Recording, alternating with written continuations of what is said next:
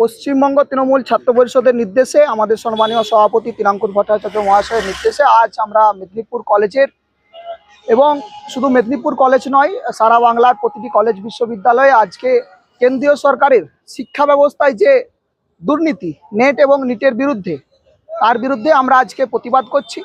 কেন্দ্রীয় শিক্ষামন্ত্রী এখনও ফলস্বরূপ তার এই দুর্নীতির বিরুদ্ধে মুখ খোলেনি। আমরা চাই এর পূর্ণাঙ্গ তদন্ত হতে এবং পুনরায় যাতে joint entrance, West Bengal joint এন্ট্রান্সের মাধ্যমে আমাদের যে মেডিকেল এবং জয়েন্ট পরীক্ষা হয় সেটা পুনরায় যাতে চালু হয় তার দাবি জানাচ্ছি।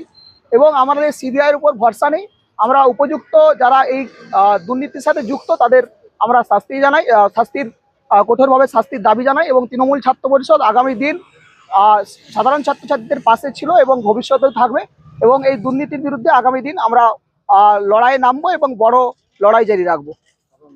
রবীন্দ্রনাথ